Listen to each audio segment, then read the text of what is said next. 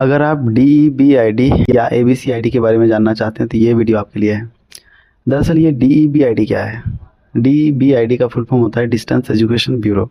यानी अगर आप किसी डिस्टेंस लर्निंग में जुड़े हैं तो वहाँ आपको इसकी आवश्यकता होगी, दोनों की, चाहे DEBID हो या ABCID हो।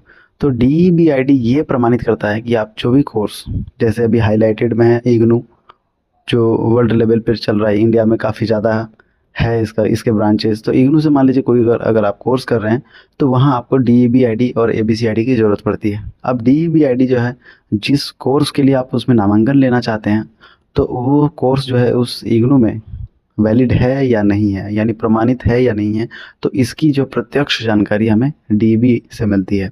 तो DEB जो है UGC के द्वारा ग्रांटेड है, यानी UGC उसको मान्यता देती है और उससे हम प्रमाणित कर सकते हैं कि वास्तव में ये कोर्स जेन्युइन है कि नहीं। तो उम्मीद करते हैं कि DEBID के बारे में आपको समझ में आ चुका होगा।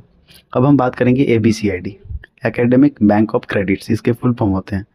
अब मान लीजिए आप किसी यूनिवर्सिटी में पढ़ रहे हैं, डिस्टेंस लर्निंग कर रहे हैं या फिर रेगुलर में भी कर रहे हैं, दोनों जगह ज़रूरत पड़ती है ABCID की।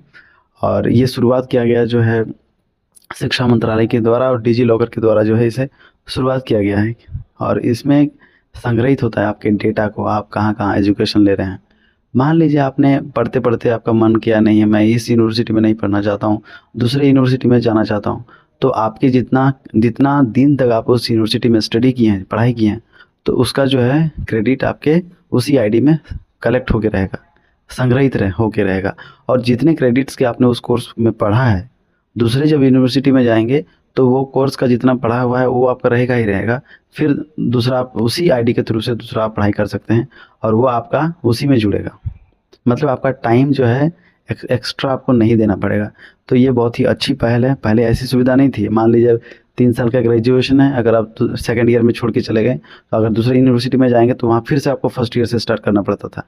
और चूँकि ये चीज़ आने के बाद अब आप किसी भी यूनिवर्सिटी में जाएंगे तो वहाँ आप बीच में जो छोड़ दिए हैं, मतलब पास आउट होना चाहिए। जैसे फर्स्ट ईयर हमने पास कर लिया, सेकेंड ईयर पास कर लिया, तो सेकेंड ईयर के बाद अगर दूसरे यूनिवर्सिटी में छोड़ के जाएंगे तो सेकेंड ईयर तक आपको पढ़ना नहीं पड़ेगा दूसरा यूनिवर्सिटी में। फिर से आपका मतलब एजुकेशन थर्ड ईयर में शुरू होगा, क्योंकि अभी तो 4 साल का ग्रेजुएशन हो चुका है। तो बोलने का मतलब ये फ़ायदा है कि भाई बीच में कोई छोड़ता है तो उसके लिए लॉस नहीं है।